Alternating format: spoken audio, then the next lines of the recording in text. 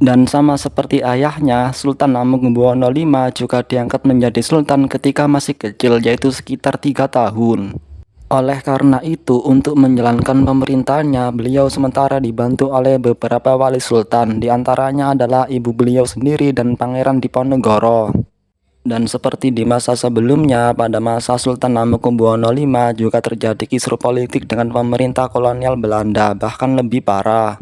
Demi menancapkan kekuasaannya, pemerintah kolonial Belanda berusaha untuk mencampuri urusan internal pemerintah Kesultanan Yogyakarta. Ditambah lagi Pangeran Diponegoro yang pada saat itu sebagai wali sultan dikenal sebagai orang yang keras dan anti terhadap Belanda. Maka kemudian pada 1825 terjadilah perang terbesar di tanah Jawa yang dipimpin oleh Pangeran Diponegoro. Namun perang ini dapat dipadamkan oleh pemerintah Belanda 5 tahun kemudian dengan siasat politik yang licik. Belanda menggunakan strategi damai untuk menangkap Pangeran Diponegoro, padahal itu hanyalah tipuan. Tetapi meski begitu, akibat perang tersebut, konon pemerintah kolonial Belanda hampir kewalahan dan sempat mengalami kerugian besar. Di sisi lain, Kesultanan Yogyakarta juga mengalami hal yang sama, banyak wilayahnya yang direbut oleh Belanda sehingga semakin sempit. Rakyatnya juga banyak yang trauma akibat dari banyaknya korban jiwa pada saat itu.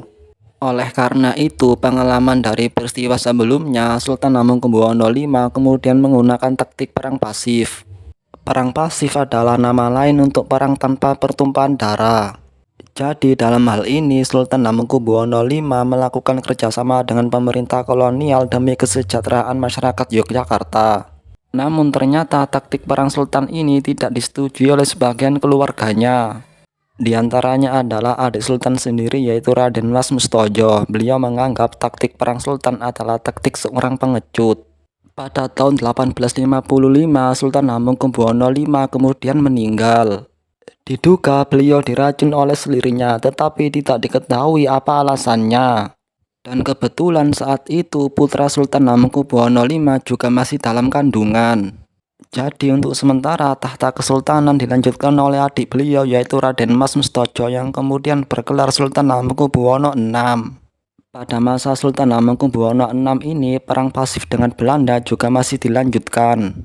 Bahkan pada masa beliau, kondisi sosial ekonomi kesultanan semakin berkembang pesat.